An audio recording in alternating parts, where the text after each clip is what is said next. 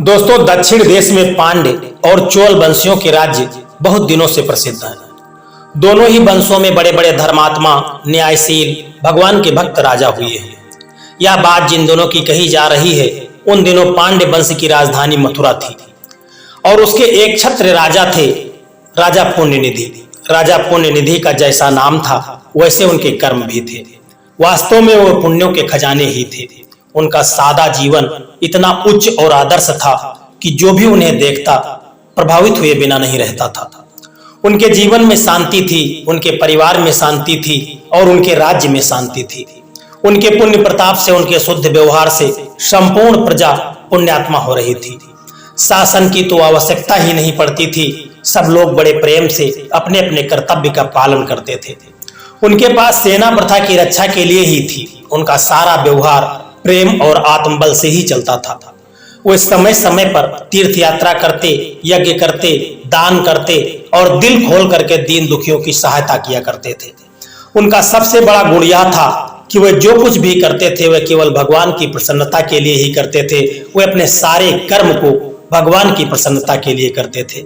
उनके चित्त में किसी प्रकार की लोक परलोक की कोई कामना नहीं थी। एक बार की बात है, वे अपने परिवार और सेना के साथ राजा पुण्यनिधि ने सेतुबंध रामेश्वरम की यात्रा की। इस बार उनकी यह इच्छा थी कि समुद्र के पवित्र तट पर गंधमादन पर्वत की उत्तम भूमि में अधिक दिनों तक निवास किया जाए। इसलिए उन्होंने राज्य का सारा भार अपने पुत्र को सौंप दिया और वे आवश्यक सामग्री और कुछ सेवकों को लेकर के वहीं जाकर के निवास करने लगे। राजा पुण्यनिधि का मन वहीं लग गया। वे बहुत दिनों तक वहीं रह गए। उनके हृदय में भगवान की भक्ति थी। वे जहां जाते, जहां रहते, वही भगवान का चिंतन किया करते थे। मन में किसी प्रकार की कामना तो थी नहीं, इसलिए उनका अंतःकरण इतना शुद्ध था कि शुद्ध अंतःकरण से जो भी संकल्प उठता है वह भगवान की प्रसन्नता के लिए ही होता है और उस संकल्प के अनुसार जो क्रिया होती है वह भी भगवान के लिए होती है। राजा के चित्त में विष्णु और शिव के प्रति कोई भेदभाव नहीं था। वे कभी भगवान शंकर की पूजा करते करते मस्त हो जाते तो कभी जंगलों में घूम घूम करके भगवान श्री राम की लीलाओं का वर्णन किया करते थे। एक बार राजा धनुषकोट तीर्थ में गए। उस तीर्थ में स्नान करके राजा को बड़ा आनंद हुआ। भगवान की स्मृति के साथ जो भी काम किया जाता है वह आनंददायक होता है।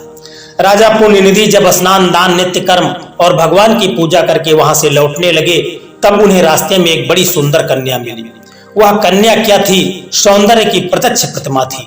वास्तव में वह भगवान को प्रसन्नता ही थी। न जानने पर भी राजा के चित्त में उसकी ओर खिंचाव पैदा हो गया, मानो वह उनकी अपनी ही लड़की हो। उन्होंने वात्सल्य स्नेह से भर करके पूछा कि बेटी तुम कौन हो, किसकी कन्या हो और यहाँ किस लिए आई हो? कन्या ने कहा कि मेरे माँ बाप नहीं है, भाई बंधु भी नहीं है, मैं अनाथ हूँ। मैं आपकी पुत्री बनने के लिए आई हूँ। मैं आपके महल में रहना चाहती हूँ।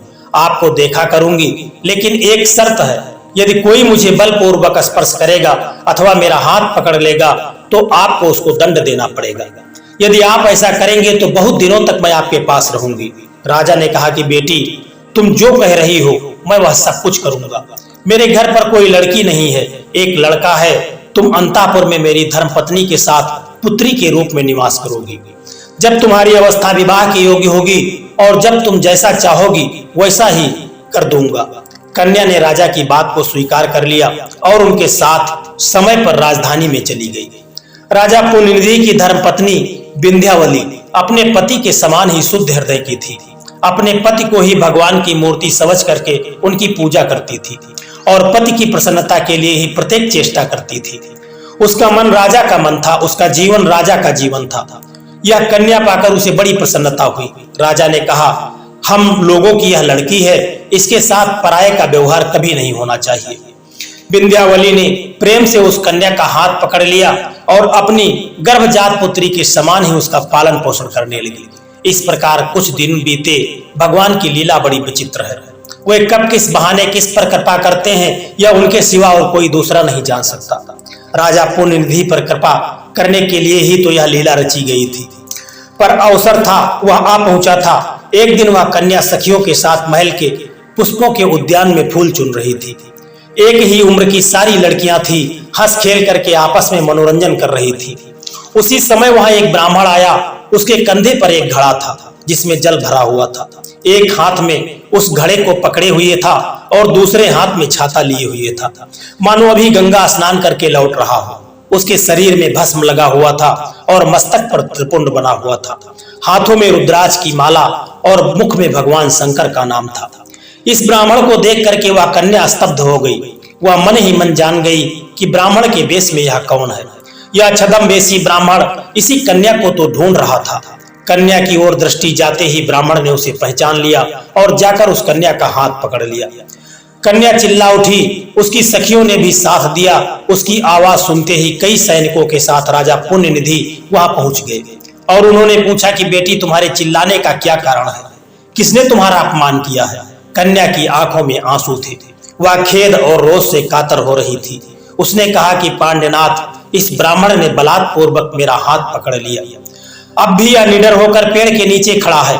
राजा पुण्यनिधि को अपनी प्रतिज्ञा याद आ गई। वे सोचने लगे कि मैंने इस कन्या को वचन दिया है कि यदि कोई तुम्हारी इच्छा के विपरीत तुम्हारा स्पर्श करेगा या तुम्हारा हाथ पकड़ लेगा तो मैं उसे दंड दूंगा। इस कन्या को मैंने अपनी पुत्री को तरह माना है। मुझे अवश्य ही इस ब्राह्मण को दंड देना चाहिए। उनके चित्त में इस बात की कल्पना ही नहीं हो सकती थी कि मेरे भगवान इस रूप में मुझ पर कृपा करने के लिए आए होंगे। उन्होंने सैनिकों की आज्ञा दी कि ब्राह्मण देवता को पकड़ लिया जाए। हाथों में हथकड़ी और पैरों में बेड़ी डाल करके उन्हें रामनाथ के मंदिर में डाल दिया गया। कन्या प्रसन्न होकर अंतःपुर में चली गई और राजा अपनी बैठक में बैठ गए। किसी तरह से दिन बीता, रात्रि हुई। राजा ने स्वप्न में देखा कि जिस ब्राह्मण को कैद किया गया है वह तो कोई ब्राह्मण साधारण नहीं है, साक्षात भगवान है। वर्षा का समय था। मेघ के समान श्यामल छवि, चारों कर कमलों में शंख चक्र गदा पद्म, शरीर पर पीतांबर और वक्ष स्थल पर कौस्तुभ मणि और बनमाला धारण किए हुए हैं। मंद मंद मुस्कुराते हुए मुख में दांतों की किरणें निकल करके दिशाओं को प्रकाशित कर रही हैं। मकराकृति कुंडलों की छटा निराली है। गरुड़ के ऊपर शेष सैया पर विराजमान है। साथ ही राजा की वह कन्या लक्ष्मी के रूप में खिले हुए कमल पर बैठी है। काले काले घुंघराले बाल हैं, हाथ में कमल है। बड़े बड़े दिग्गज स्वर्ण कलशों में अमृत भरकर अभिषेक कर रहे हैं। अमूल्य रत्न और मणियों की माला पहने हुए हैं। विष्णुसेन आदि पार्षद, नारद आदि मुनिगण उनकी सेवा कर रहे हैं। महाविष्णु के रूप में उस ब्राह्मण को और महालक्ष्मी के रूप में अपनी पुत्री को देख करके राजा पुण्यनिधि चकित हो गए। स्वप्न टूटते ही वह अपनी कन्या के पास जाकर के पहुंचे, परंतु यह क्या, कन्या के रूप में नहीं है। स्वप्न में जो रूप देखा था वही रूप सामने है। महालक्ष्मी को साष्टांग प्रणाम करके उनके साथ हो रामनाथ मंदिर में गए। वहां ब्राह्मण को भी उसी रूप में देखा जिस रूप में उन्होंने स्वप्न के समय देखा था। अपने अपराध का स्मरण करके राजा मूर्छित हो गया। हाय त्रिलोकीनाथ को मैंने कैद में डाल दिया। जिसकी पूजा करनी चाहिए थी उसको बेड़ी में जकड़ दिया। धिक्कार है मुझे, 100 बार धिक्कार है। भगवान के हाथों में मैंने हथकड़ी डाल दी। मुझसे बड़ा अपराधी भला कौन हो सकता है। राजा पुण्यनिधि का हृदय फटने लगा। शरीर शिथिल हो गया। उनकी मृत्यु में अब आधे क्षण का भी विलंब नहीं था। इतने में ही उन्हें भगवान की कृपा का स्मरण हो आया। ऐसी अद्भुत लीला भला उन्हें कौन बांध सकता है। यशोदा ने बांधा था प्रेम से और मैंने बांधा अपनी शक्ति से, घमंड से, रोष से, पर मुझसे भी बंध गए। प्रभु, यह तुम्हारी कृपा है, तुम्हारी करुणा है, नहीं तो और क्या है। राजा पुण्यनिधि ने प्रेम मुग्ध हृदय से, गदगद कंठ से, आंसू भरी आंखों से, सिर झुकाकर, रोमांचित शरीर से हाथ जोड़कर स्तुति की, हे प्रभु, मैं आपके चरणों में कोटि कोटि प्रणाम करता हूँ। आप मुझ पर कृपा करें, प्रसन्न हो जाइए। मैंने अनजाने में यह अपराध किया है, परंतु अपराध चाहे जैसे किया गया हो, अपराध ही अपराध होता है। आपकी मूर्ति कृपामयी है। यदि आप अपने को प्रकट न करें तो संसारी लोग भला आपको कैसे पहचान सकते हैं। हे दया मूर्ति, मैंने आपको हथकड़ी ही से जकड़कर महान अन्याय और अपराध किया है। यदि आप मुझ पर कृपा नहीं करेंगे तो मेरे निस्तारण का कोई साधन नहीं है। मैं आपके चरणों में बारंबार प्रणाम करता हूँ, बारंबार नमस्कार करता हूँ। राजा पुण्यनिधि ने महालक्ष्मी की ओर दृष्टि करके कहा, हे देवी, हे जगत जात्री, हे जगत जननी, मैं आपको बार बार नमस्कार करता हूँ। आपका निवास भगवान का वक्ष स्थल है। मैंने साधारण कन्या समझ करके आपको कष्ट दिया है। आपकी महिमा का भला कौन वर्णन कर सकता है। सिद्धि, संध्या, प्रभा, श्रद्धा, मेधा, आत्म विद्या आदि के रूप में आप प्रकट हो रही हो। हे माँ, संसार की रक्षा के लिए आप ही वेदों के रूप में प्रकट हुई हो। हे ब्रह्म स्वरूपिणी, अपनी कृपा दृष्टि से मुझे जीवन दान दो। इस प्रकार स्तुति करके राजा ने भगवान से प्रार्थना की, प्रभु, मैंने अनजाने में जो अपराध किया है उसे आप क्षमा कर दीजिए। मधुसूदन, शिष्यों का अपराध गुरुजन क्षमा करते आए हैं। प्रभु, जिन दैत्यों ने अपराध किया था उनका तो आपने अपने स्वरूप का दान किया।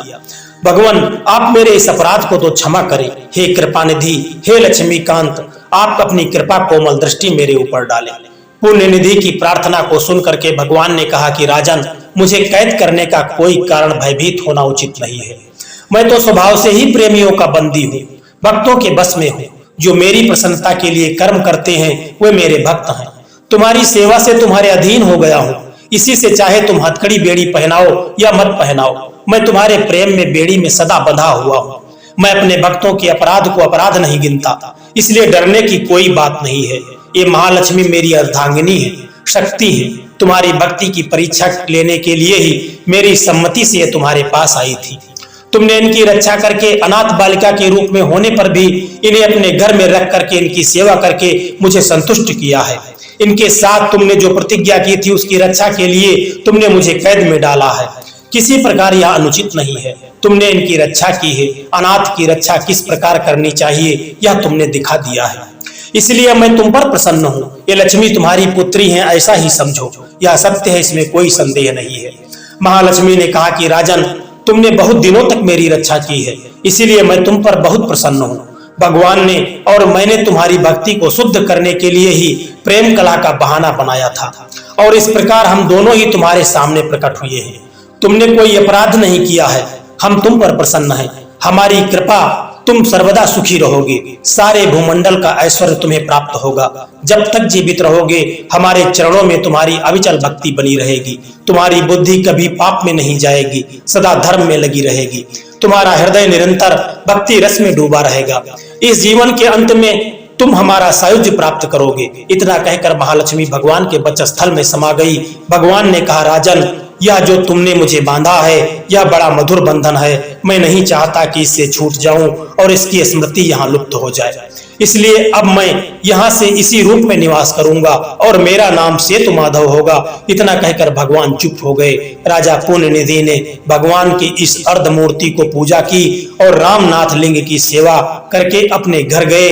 जीवन पर्यंत वे अपनी पत्नी के साथ भगवान का स्मरण चिंतन करते रहे। अंत में दोनों भगवान का सानिध्य प्राप्त करके मुक्त होकर के भगवान में एक हो गए। दोस्तों, यह कहानी आपको कैसी लगी है? यदि आप वीडियो आपको पसंद आया है तो एक प्यारा सा कमेंट करना और वीडियो को एक लाइक करके चैनल को सब्सक्राइब करने की भी कृपा कर देना। जय श्री कृष्णा, राधे राधे।